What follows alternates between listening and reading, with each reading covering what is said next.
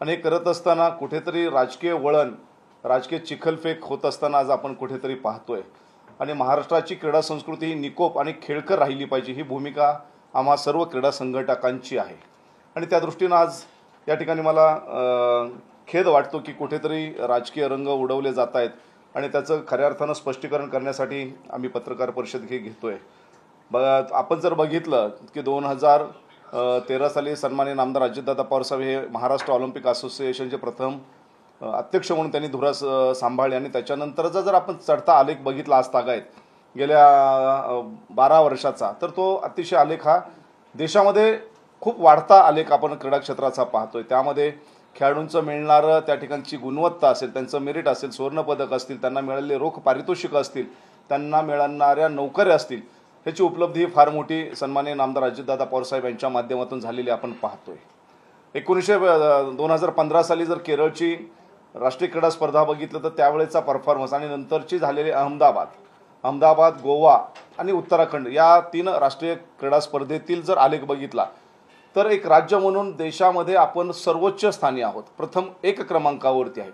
इतर राज्य आपला हेवा करतायत की महाराष्ट्राची क्रीडा संस्कृती एवढी निकोप आणि फार मोठ्या पद्धतीनं पुढे जाते, वाढते, याचा हेवा इतर राज्यांना वाटतोय। प्रत्येकजण आपल्या राज्याकडे एक आदर्श म्हणून राज्य बघतोय आणि कुठेतरी आज चिखलफेक होत असताना आमच्यासारख्या क्रीडा संघटकांना अतिशय दुःख होतंय। आज आम्ही या निवडणुकीला सामोरं जात असताना जर बघितलं तर एकापेक्षा एक सरस खऱ्या अर्थानं देश पातळीवर आणि आंतरराष्ट्रीय पातळीवर खूप चमकदार कामगिरी करणारे खेळाडू आज तुम्हाला पाहायला मिळत आहेत। अशोकजी पंडित सर सारखा एक चांगला नामवंत व्यक्ती, या देशाचं कौतुक असणारं मोठं व्यक्तिमत्व आज या निवडणुकीला सामोरं जात आहेत। एका बाजूला सन्माननीय मुख्यमंत्री महोदय म्हणतात की या ठिकाणी राजकीय व्यक्तिमत्वाची खेळाडूंनी कुठेतरी या ऑलिम्पिकच्या क्रीडा क्षेत्रामध्ये अधिकाधिक पदाधिकारी झालं पाहिजे, पुढे संघटना चालवण्यासाठी आलं पाहिजे। आणि दुसऱ्या बाजूला मात्र राजकीय व्यक्तिमत्व अशोकजी पंडित साहेब यांच्या विरोधात उभा राहतात, म्हणजे हाही कुठेतरी विरोधाभास आम्हाला दिसतोय। आणि आमची विनंती आहे की या राज्याची होणारी ऑलिम्पिकची निवडणूक, महाराष्ट्र ऑलिम्पिकची निवडणूक ही खूप खेळीमेळीच्या वातावरणात झाली पाहिजे, कुणी कोणाला राजकीय रंग न देता। शेवटी जय पराजय हा प्रत्येकाचाच कुठे ना कुठे होत असतो, जयानं कुणी उन्माद माजवायचा नसतो आणि पराजयानं कुणी खचून जायचं नसतं, ही आम्हाला मैदानातून जी शिकवण दिलेली आहे त्याच पद्धतीने ही निवडणूक पार पाडेल। आणि आम्ही त्या ठिकाणी विजयी झालो तर उद्या ज्यावेळेस विजयी होऊ त्यावेळेस सन्माननीय मुख्यमंत्री महोदय देवेंद्रजी फडणवीस साहेब यांच्या मार्गदर्शनाखालीच या राज्याचा क्रीडा रथ अधिकाधिक या देशामध्ये खूप पुढे जोरात घोडदौड झाली पाहिजे, आमची त्या ठिकाणची भूमिका असणार आहे। आज सन्माननीय नामदार अजितदादा पवार साहेबांचं योगदान जर बघितलं की 2015 साली किंवा त्याच्या अगोदर मिळणारी नॅशनल गेम्स किंवा इतर राष्ट्रीय स्पर्धातील खेळाडूंची रोख पारितोषिकाची रक्कम अतिशय तुटपुंजी होती। आत्ताच मी आणि शिलाताई चर्चा करत होतो की मी 1999ला शेवटची राष्ट्रीय क्रीडा स्पर्धा नॅशनल गेम्स खेळलो त्यावेळेस मला पदक मिळालं 7,000 रुपये फक्त मिळाले होते आणि आज अवघ्या 25 वर्षामध्ये 7 लाख रुपये सुवर्णपदक विजेत्याला मिळतात, ही फार मोठी उपलब्धी आहे। आणि त्याच्यामध्ये अनेक खेळाडू, अनेक पालक आपल्या खेळाडूला, मुलाला मैदानावर पाठवत आहेत, म्हणजे आज मैदानं कुठेतरी भरलेले दिसत आहेत आणि अभ्यासाबरोबर क्रीडा क्षेत्रातून माझं करिअर होऊ शकतं ही पालकांच्या मनात विश्वास निर्माण करण्यामध्ये महाराष्ट्र ऑलिम्पिक असोसिएशन हे कुठेतरी यशस्वी झालेलं आपण पाहतोय। आणि त्याची नांदी बघून आपण खूप चांगल्या पद्धतीने काम करतोय आणि महाराष्ट्र ऑलिम्पिकच्या सर्व सन्माननीय पदाधिकाऱ्यांनी देखील दादांच्या पाठीमागे खूप पाठपुरावा केला आणि महाराष्ट्राचं ऑलिम्पिक भवन पुण्याच्या बालेवाडी शिवछत्रपती क्रीडा संकुल बालेवाडीमध्ये जे आमचं स्वप्न आहे ते पूर्ण होतंय। कदाचित काही लोकांना ते सहन होत नसेल, अडचण वाटत असेल, कारण इतर राज्य महाराष्ट्राचं ऑलिम्पिक भवन जे आपण बनवतोय ते एक मॉडेल म्हणून बघायला येत आहेत, ही फार मोठी उपलब्धी आहे।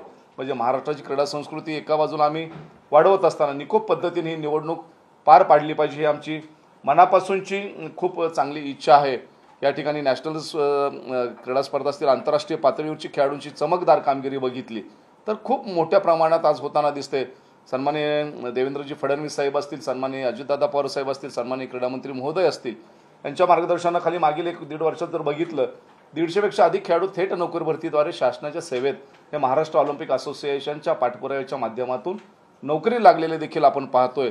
5% आरक्षणातून सर्वच ठिकाणी फार मोठ्या प्रमाणात नोकरी भरती होते, ही उपलब्धी आहे। ते महाराष्ट्र ऑलिम्पिक असोसिएशनच्या असणाऱ्या आमच्या संलग्न असणाऱ्या सर्व राज्य संघटनांचं योगदान हे प्रचंड मोठं आहे। आज महाराष्ट्र सर्वच आघाडीवर पुढे जातोय। महाराष्ट्र ऑलिम्पिक असोसिएशन या ठिकाणी एक मात्र संघटना म्हणून काम करते। आणि मात्र संघटना म्हणून काम करत असताना त्याच्या ज्या ब्रँचेस आहेत, विविध क्रीडा संघटना आहेत, विविध छोट्या छोट्या आमच्या संघटना सर्वच खेळांच्या, ते खूप चांगलं काम करतायत आणि त्याचा परिणाम म्हणून आज महाराष्ट्र हे क्रीडा क्षेत्रातील एक अग्रणी असं राज्य आपल्याला म्हणून पाहायला मिळतंय. मला आशा आहे की ही निवडणूक खेळीमेळीच्या वातावरणात पार पाडेल आणि कोणतीही चिखलफेक एकमेकावर न करता ही राजकीय धुळवड कुठेतरी थांबली पाहिजे, ही सकारात्मक आमची भूमिका आहे. या ठिकाणी निवडणूक संपल्यानंतर कोणताही अभिनिवेश न बाळगता, कोणताही एकमेकांच्याबद्दल गैरसमज किंवा त्या ठिकाणचा रोष कुणीही न स्वीकारता त्या ठिकाणची येणाऱ्या काळामध्ये आम्ही सर्वजण हातात हात घालून त्या ठिकाणी खूप चांगल्या पद्धतीने या राज्याचा नावलौकिक पूर्ण देशभरात आणि आंतरराष्ट्रीय पातळीवर करण्याची भूमिका ही आमच्या सर्व सहकाऱ्यांची आहे. नम्रपणे मी आपणास नमूद करू इच्छितो.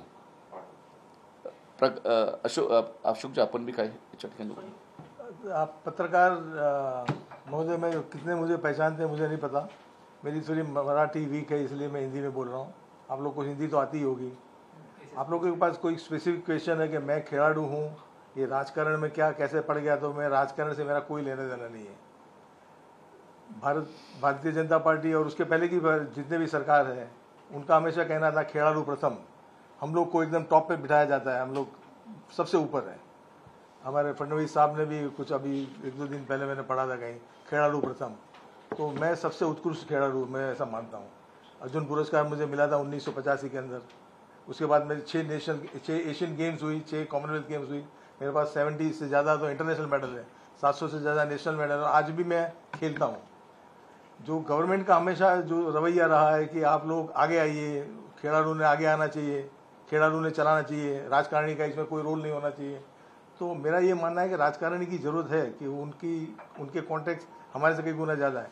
हमारी एक्सपर्टाइज शूटिंग फील्ड में है, स्पोर्ट में है, राजकारण में नहीं है. लेकिन राजकारण का हमको सपोर्ट चाहिए, राजकारणियों का सपोर्ट चाहिए. लेकिन हमारे सामने कॉन्टेस्ट जो राजकारणी करेंगे तो हमारा कोई हम लड़ नहीं सकते उनके साथ. अभी भारतीय जनता पार्टी की सरकार है, उनका ये कहना है कि भाई आप आगे आइए. हमारे मोदी साहब, अमित भाई, हम लोगों को मैंने आगे आ रहे हैं. पिछले शायद 15-20 साल से मैं एडमिनिस्ट्रेशन में हूँ. मेरे साथ कभी कभी कॉन्टेस्ट यूनियन मेरा इलेक्शन हुआ है. फर्स्ट टाइम ये एमओए के अंदर हो रहा है. मैं देख रहा हूँ इतना जो चिकल फेक वर्ड बोल रहे हैं, तो चिकल फेक हो रहा है. क्यों हो रहा है? मेरे सामने कौन खड़े हैं मुझे नहीं मालूम था. बाद में मालूम पड़ा कि भाई वो तो एमएलए साहब है बीजेपी के.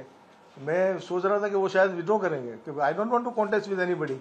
वो राजकारणी है. अभी उनकी पार्टी की पॉलिसी है और वो विड्रॉ नहीं कर रहे हैं, मुझे कॉन्टेस्ट करना पड़ रहा है. ये दुख की बात है.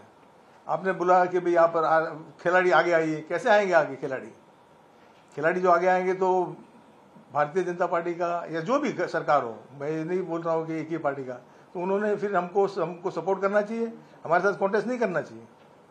लेकिन फिर भी ये होता है, दुख की बात है. अभी ये हो गया है. अभी यानी 2 दिन के बाद चुनाव है, चुनाव में फैसला होगा जो भी है. लेकिन पत्रकारों को मेरा ये है कि आपको कोई स्पेसिफिक क्वेश्चन हो मेरे लिए, 1 मिनट बोलो, तो आप मुझे बताइए.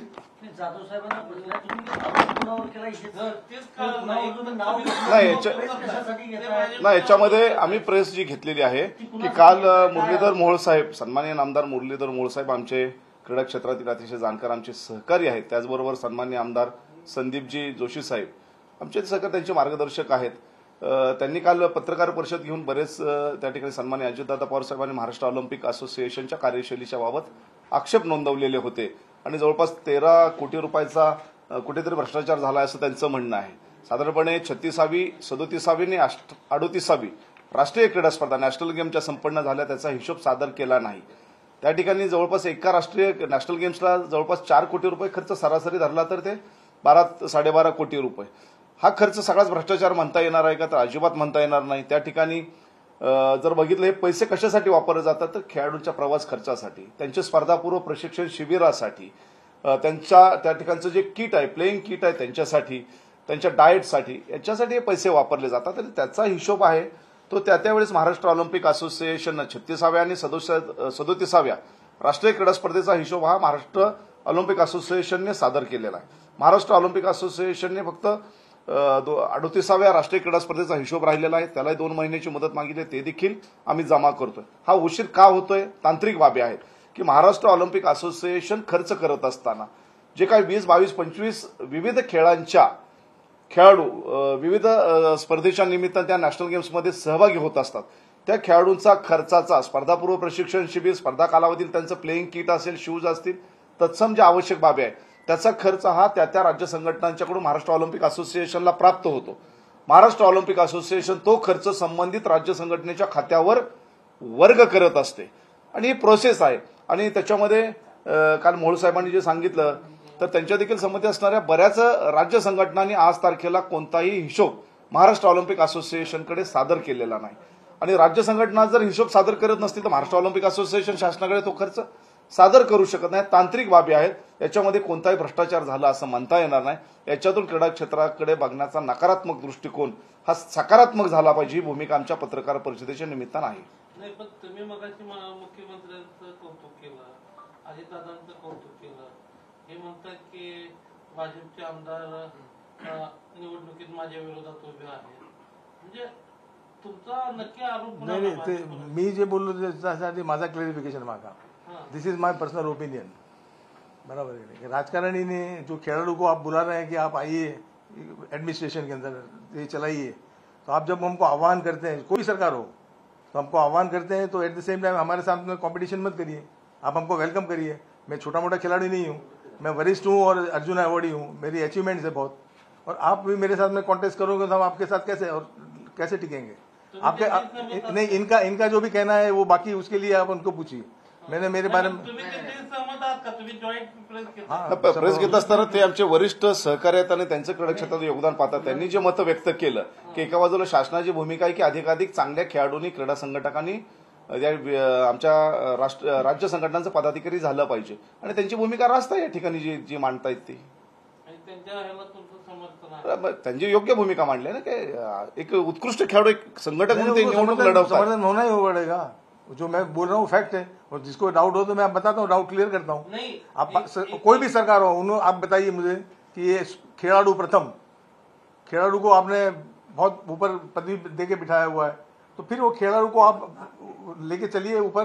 बराबर है. गणपति बापा जैसा उनको फिर समुद्र में मत डालिए. समझे कि नहीं? मेरा ये कहना है. और बाकी फिर जिसका जो मानना हो, मेरा जो मानना है वो मैंने आपको बताया कि मेरा क्या मानना है कि ये खिलाड़ू को जो आप बुला रहे हैं, जो इज्जत तो आपको उसको इज्जत दीजिए, उसके सामने लड़िए मत. और फिर भी आप लड़ रहे हैं तो दुर्दैव की बात है. हमारा यही कहना है कि आपकी जो कमांड है, सेंट्रल कमांड है, उनकी भूमिका अलग है और आप यहाँ पे वो फॉलो नहीं कर रहे हो. तो मैं तो आप लोग को बताऊंगा. नहीं फॉलो कर रहा, आपको लग रहा स्पेसिफिक आपको कौन नहीं फॉलो? पंडित सर बोल रहे हैं कि अगर Ashok Pandit as senior vice president खड़े हो गए तो सामने अगर कोई पॉलिटिशियन खड़ा होता है तो उनकी लायकी नहीं है उनके सामने. मतलब ही कैन नॉट कम्पीट विद देम. मुझे तो बहुत बाद में पता चला था कि भाई संदीप जोशी, मैं वो समझा हमारे कोई होंगे, तो बोले नहीं वो तो एमएलए है. मैंने कौन सी पार्टी के एमएलए? तो बोले भारतीय जनता पार्टी के. तो मैं बोला कि भारतीय जनता पार्टी के हैं तो विड्रॉ करेंगे शायद. नहीं, विड्रॉ नहीं किया उन्होंने. तो दैट मीन्स कि आपकी पॉलिसी क्या है? खिलाड़ू ने आना चाहिए या नहीं आना चाहिए? हमने कॉम्पीट करना चाहिए आपके साथ में. हमको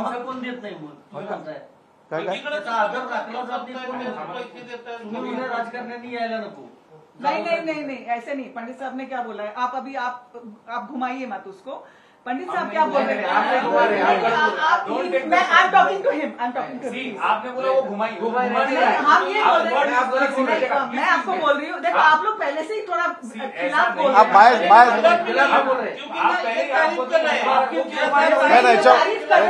ये बोल रहे हैं कि नहीं, कुणाच्या विरोधात बोललो ना मी. नंतर बोलले तर मेरी बात सुनिए. यदि ऐसे टाइम आता है ना तो आपने मेरा पक्ष लेना चाहिए, न कि राजकारणी का.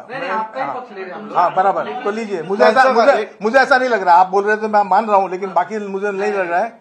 देखो न तो एक मिनट लेट मी न तो हमको स्पीच देने की आदत है. मुझे गोली चलाने का शौक है और बहुत अच्छी गोली चलाता हूँ मैं.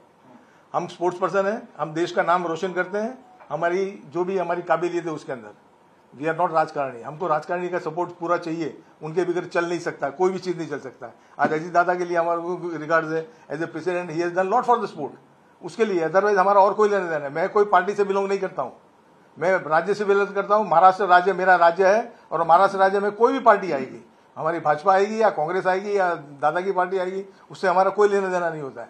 लेकिन उनका जो स्पोर्ट्स के प्रति क्या रवैया है और क्या रोल है वो देख के हम खुश होते हैं, कभी कभी दुखी होते हैं. तो मुझे लग रहा था कि भाई ऐसा नहीं होना चाहिए, राजकारणियों ने ऐसा नहीं करना चाहिए, इसलिए मैंने बताया आप लोगों को. तुमचा आरोप थेट मुरलीधर मोहोळ आणि आमदार एक लक्षात घ्या, ही पत्रकार परिषद आम्ही कोणावरती आरोप करण्यासाठी अजिबात आयोजित केलेली नाही. काल पत्रकार परिषद घेत असताना सन्मान्य नामदार मुरलीधर मोहोळ साहेब, सन्मान्य संदीप जोशी साहेब यांनी काही बाबतीतलं गैरसमजातून जे आरोप केले गेलेले होते, ते आरोप आहे, त्याचं आम्ही निरसन करण्याचा या ठिकाणी प्रयत्न केलेला आहे. आणि अशोक पंडित सर जे म्हणाले की एका बाजूला ही पॉलिसी असताना मी अर्जुन अवॉर्डी आहे तर मला बिनविरोध उपाध्यक्ष निवडून देणं अपेक्षित होतं, ते का दिलं गेलं नाही, त्यांच्या मनातली खंत आहे की त्या ठिकाणी एका बाजूने हमारी मैडम स्मिता है जो ट्रेजरर के लिए खड़ी है, फर्स्ट लेडी है, first of all first lady है, उनके सामने भी किसी को भी some business person is standing against, वो बहुत बड़े आदमी है. अरे हमारे हिसाब से स्मिता सबसे बड़ी है, ध्यानचंद अवार्ड ये ध्यानचंद अवार्ड मिला है. वो इतने सारे इंटरनेशनल्स कंडक्ट करती हैं, वो नेशनल बॉडीज चलाती हैं, उनके जैसा एक्सपीरियंस है क्या किसी और को? नहीं है, उनके जैसा किसी और को एक्सपीरियंस नहीं. पर उसके सामने भी आपने किसी को खड़ा किया ना, तो ये हमारा कहना कि आप हमको दुख होता है, हमको दुख होता है. आम्हाला माहित नाही ते स्वतः उभे राहिलेत की नाही, जे कोण ते ट्रेजरर आहेत आम्हाला नाव नाही माहिती, पण त्यांच्या समोर ते उभे राहिलेत ना, जे कोण आहेत ते कोण आहेत, ते राहिलेत ना उभे. स्मिता मॅडमच्या समोर कोणतरी उभे राहिलेत, त्यांचं नाव आता हे सांगतील तुम्हाला, पण वो खड़े हुए हैं ना. आपने एक सडनली एक ग्रुप खड़ा किया जो स्पोर्ट्स से रिलेटेड नहीं है और वो खड़ा हुआ एक स्पोर्ट्स पर्सन के सामने. बरं, दुसरा प्रश्न असा आहे मला तुम्हाला सर, की आता हे तुम्ही तुमचं जी खंत व्यक्त करताय या संदर्भात तुम्ही मुख्यमंत्र्यांकडे निवेदन करणार का? जर अशा पद्धतीने खेळाडूच्या विरोधामध्ये राजकीय लोक उतरत राहिले त्याच्या विरोधात तुम्ही मुख्यमंत्र्यांकडे जाणार? अरे मुख्यमंत्र्याकडे मी अमित भाईकडे जाणार आहे, मी पण ओळखतो त्यांना, बरोबर की. आता तुमची जी पॉलिसी आहे, बरोबर की नाही, ते बघा तुम्ही, पॉलिसी खाली पेपरवर नाही झाली पाहिजे, त्याचं इम्प्लिमेंटेशन झालं पाहिजे, त्याची अंमलबजावणी नाही झाली तो काय मिनिंग आहे? अजून एक प्रश्न. हा, बोला ना. इकडं अजित पवार स्वतः यामध्ये आहेत, मागची दुसरी डिसिजन अजित पवारांची, दुसऱ्या बाजूला मुरलीधर मोहोळ मित्र पक्षाचे. खरं तर तुम्ही म्हणताय राजकीय हस्तक्षेप होणे वगैरे वगैरे, पण आता अर्थात पॅनल पडलेले समोर एकमेकांच्या समोर आहेत. काय अपेक्षा आहे? तुम्ही मुख्यमंत्र्यांना याबद्दल बोलणार आहात का, की जसं सांगितलं तुम्ही ही निवडणूक खेळीमेळीच्या वातावरणात पार पडावी? काल आरोप झाले, तुम्ही त्याचा फक्त खुलासा करण्यासाठी आजची पत्रकार परिषद घेतली, एवढाच मुद्दा आहे आजचा. येत्या काळातली काय भूमिका असणार? कारण अगदी 2 दिवस उरले, फार काही दादांना भेटणार आहात, सीएमना भेटणार आहात, नेमकं काय याच्यामध्ये काय झालंय की कुठेतरी वेगळा ट्रॅक चेंज होताना दिसतोय. कारण या ठिकाणी काही महाराष्ट्र ऑलिम्पिकच्या पदाधिकाऱ्यांचे रात्री पहाटे 3-3 वाजता गुन्हे दाखल झालेले आहेत.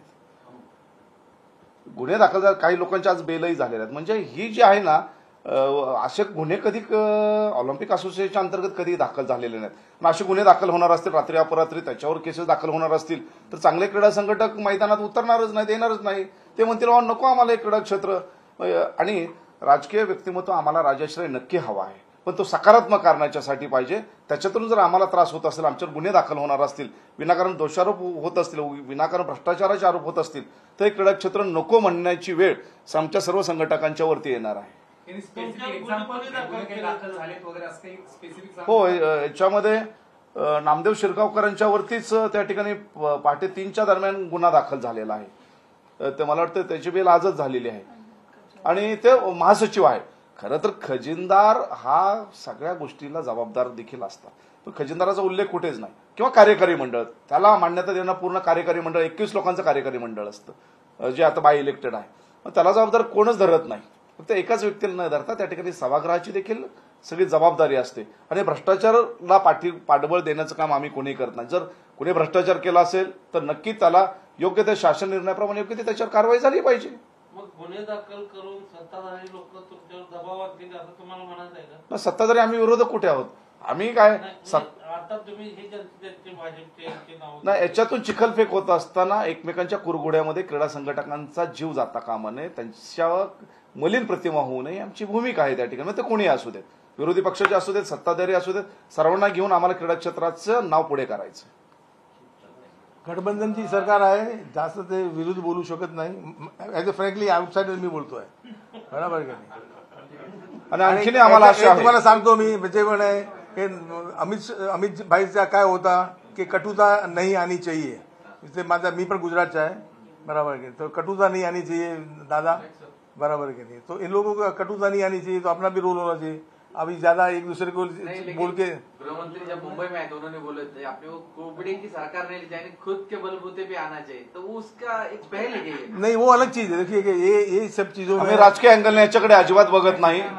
और हमको जरूरत पड़ेगी तो हम मुख्यमंत्री के पास भी जाएंगे, सबके पास जाएंगे। हमारे को आपसे शॉर्ट में हिंदी में हम ये जानना चाहेंगे कि जिस तरह से state commerce minister Muralidhar Mohan ने जो आरोप लगाए या जो ये पूरा क्लैरिफिकेशन है एसोसिएशन की तरफ से, आप क्या कहना चाहेंगे और हिंदी में क्या क्लैरिफिकेशन आप देना चाहेंगे? क्लैरिफिकेशन हम ये कहना चाहता है कि राजनीति जो महाराष्ट्र के आज तक चलती आ रही है तो एज अ स्पोर्ट्समैन स्पिरिट होनी चाहिए। इलेक्शन हर साल होता रहा है, पिछले 40-50 साल से महाराष्ट्र ओलंपिक का इलेक्शन होता रहा, और ऐसा इतना एलिगेशंस और इतना गंदी राजनीति अभी तक हमने कभी नहीं देखी, जो होनी नहीं चाहिए। हमारा एज अ स्पोर्ट्स पर्सन सिर्फ हमारी वो मांग है, चाहे कोई भी हो, अगर कोई गलत काम करता है उसको सजा मिलनी चाहिए और उसके ऊपर कार्रवाई होनी चाहिए, बस इसके अलावा हमारा कुछ कहना नहीं। लेकिन महायुति की गवर्नमेंट है तो मुख्यमंत्री के पास आप जाएंगे या सेंट्रल में एचएम के पास आप जाएंगे, कुछ अपनी तरफ से अपील आप रखेंगे?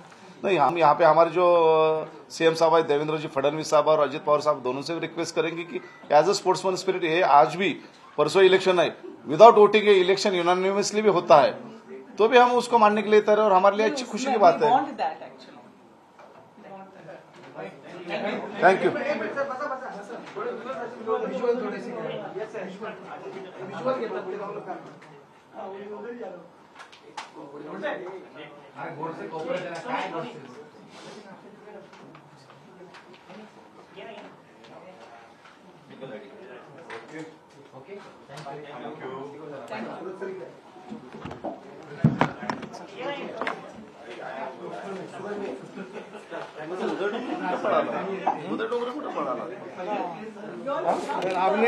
आपने एक क्वेश्चन बाकी